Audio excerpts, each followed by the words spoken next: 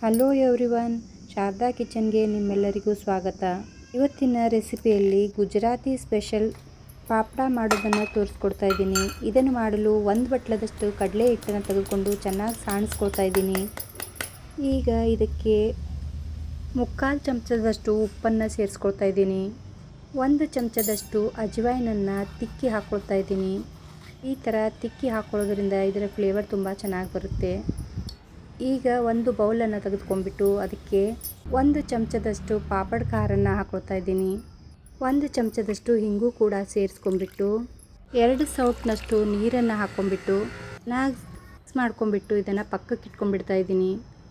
ಈಗ ಕಡಲೆ ಹಿಟ್ಟನ್ನು ತೆಗೆದುಕೊಂಡ್ಬಿಟ್ಟು ಅದಕ್ಕೆ 2 ರಿಂದ 3 ಟೇಬಲ್ ಸ್ಪೂನ್ನಷ್ಟು ರಿಫೈನ್ಡ್ ಎಣ್ಣೆಯನ್ನು ಹಾಕ್ಕೊಂಡ್ಬಿಟ್ಟು ಹೊತ್ನಾಗ ಮಿಕ್ಸ್ ಮಾಡ್ಕೊಳ್ತಾ ಇದ್ದೀನಿ.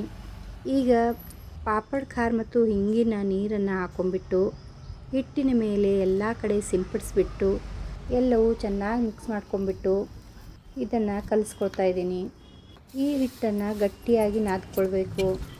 ನೀರು ಬೇಕಂದರೆ ಸ್ವಲ್ಪ ಹಾಕ್ಕೊಂಡು ನಾದ್ಕೊಂಬಿಡಿ, ಇಲ್ಲ ಅಂದರೆ ಅದರಲ್ಲೇ ಮುಗಿಸ್ಬಿಟ್ಟು ನಾದಿಕೊಂಡಿಂದ ಅದ್ರ ಮೇಲೆ ಮತ್ತೆ 2 ರಿಂದ 3 ಟೇಬಲ್ ಸ್ಪೂನ್ನಷ್ಟು ಎಣ್ಣೆಯನ್ನು ಹಾಕ್ಕೊಂಡ್ಬಿಟ್ಟು ಮತ್ತೆ ಚೆನ್ನಾಗಿ ನಾದ್ಕೋಬೇಕು. ಈ ಥರ ನಾದ್ಕೊಳ್ಳೋದ್ರಿಂದ ಹಿಟ್ಟು ತುಂಬ ಸಾಫ್ಟಾಗಿ ಬರುತ್ತೆ. ನಾನು ಫಸ್ಟ್ ಟೈಮ್ ಆಗಿ ಇದನ್ನು ಮಾಡಿ ಎಂಜಾಯ್ ಮಾಡಿದ್ದೀನಿ. ತುಂಬಾ ಟೇಸ್ಟಿಯಾಗಿತ್ತು. ನೀವು ಟ್ರೈ ಮಾಡಿ ನೋಡಿ.